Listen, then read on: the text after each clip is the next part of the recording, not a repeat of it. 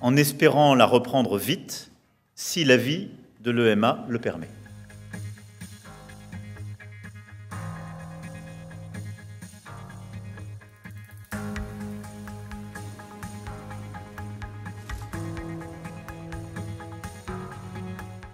Setzt die Bundesregierung die Corona-Impfung mit AstraZeneca vorsorglich aus.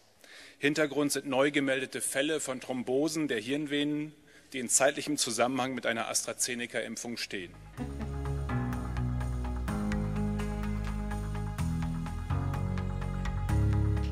Så velger vi i Norge å sette AstraZeneca-vaksinasjonen på pause. Il y a des embolies pulmonaires qui ont été observées chez les sujets qui venaient d'être vaccinés.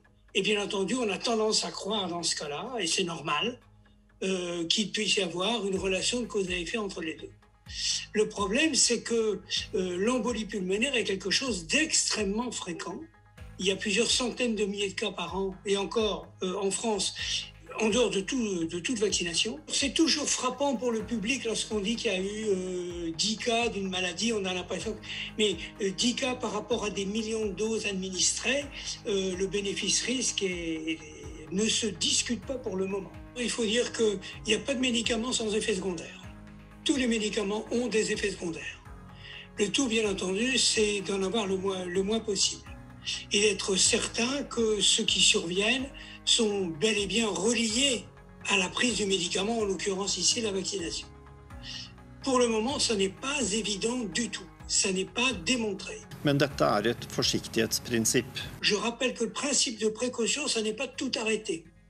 Le principe de précaution, ça consiste quand on se pose une question fondée, on mène les investigations qui sont indispensables pour démontrer s'il y a oui ou non une relation de cause à effet.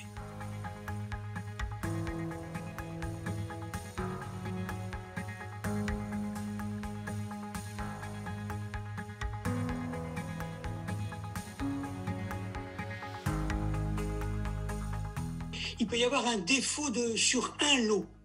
Ça peut arriver. Ça, ce sont des choses aussi qu'on a déjà vues. Il y a un défaut sur un lot. À ce moment-là, ça se cantonne à quelques cas et qu'on localise très vite. Je ne suis pas certaine qu'il soit à 100% fiable. Je n'ai pas confiance. Je devais me faire vacciner, mais j'ai annulé mon rendez-vous parce que les informations que j'entends ne sont pas percutantes et pas engageantes. Le vaccin AstraZeneca n'est pas un vaccin de seconde zone, il est soumis comme les autres pour être mis sur le marché en Europe par les mêmes règles et les mêmes organismes. Ce qu'il faut bien se rendre compte, c'est que si on arrête la vaccination avec le AstraZeneca, on va priver des milliers, voire des millions de personnes de ce vaccin, alors que les bénéfices sont connus, ils protègent et ils protègent efficacement. Et ne laissons pas évoluer la maladie. Je veux dire, c'est laisser la porte ouverte à toute la transmission, une transmission extrêmement facile si on n'utilise pas ce type de vaccin. Attendons les résultats des investigations qui sont actuellement menées, en particulier au niveau de l'Europe, pour trancher définitivement.